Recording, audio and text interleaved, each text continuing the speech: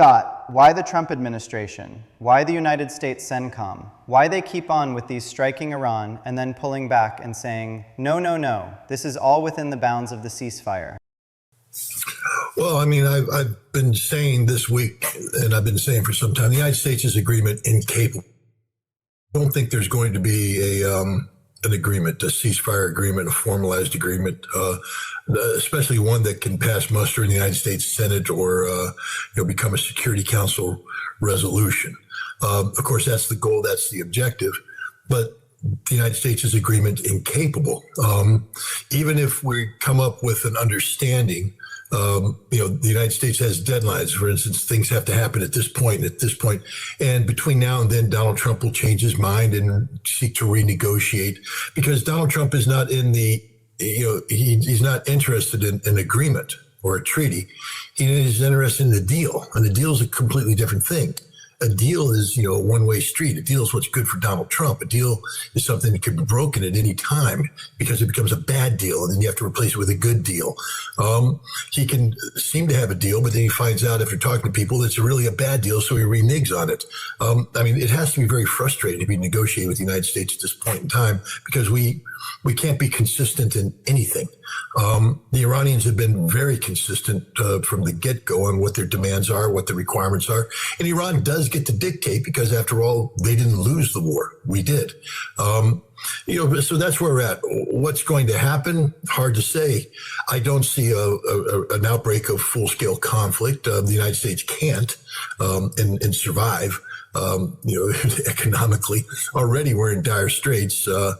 Iran will collect its tolls. I know Scott Bessent, the Secretary of Treasury, just sent out a warning to both Oman and Iran that this will not be tolerated. But I don't think Oman and Iran really care what Scott Bessent thinks or the United States Treasury thinks. The bottom line is Iran has a death grip on the transit of oil through the Strait of Hormuz, and nothing the United States says, does, wishes, desires is going to change that.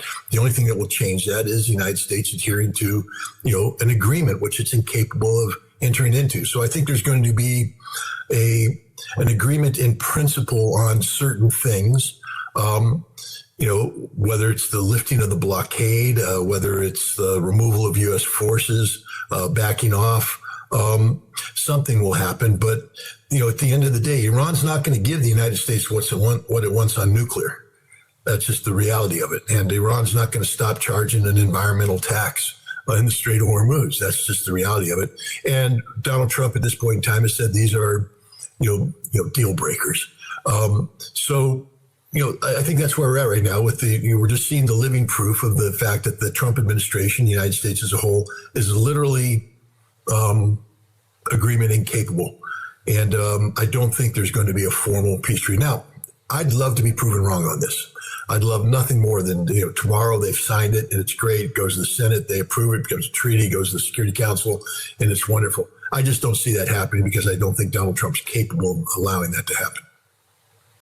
The last weekend, there's a similar development occurring, where everyone was talking about a memorandum of understanding about to be signed.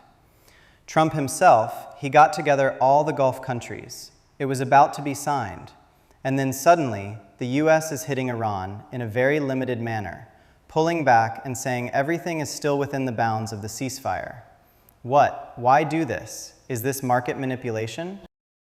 Well, first of all, there's never been a ceasefire. Iran would like there to be a ceasefire, but there hasn't been a ceasefire. There's been maneuvering. We have an ongoing act of war, which is the blockade. How can you have a ceasefire when the United States is engaged in an act of war? In the United States, a ceasefire normally doesn't exist with the continued threatening of force. A ceasefire means a ceasefire, not a temporary halt in hostilities while you maintain that you're going to strike at any time. So there's never been a ceasefire. And I don't think there ever will be a ceasefire. I think the United States will continue to maintain, the potential of hostilities at any time. I do think that at some point in time, we're going to have to basically withdraw. We can't afford this military posture much longer. Just to understand how bad it's gotten, we've run out of operational funds. So a heavy brigade of armor out of Texas that was supposed to rotate into Poland as part of a rotational force was stopped. PTAC has stopped it. We don't have the money to send them. Donald Trump then came out with a statement that said we're going to send 5,000 troops from Germany. Congress said, really? On whose budget? And who approved this? Poland is going, really? We didn't sign a status of forces agreement. There is no treaty relationship that allows this. Trump lives in his own fantasy world, which is half the problem. But the reality is we have an unsustainable force posture. We can't afford to do a major escalation because it'll end up very badly for us and our allies. And Trump can't accept the terms that are being dictated by Iran. And so we're going to have this never, soft ceasefire for some time, for the foreseeable future.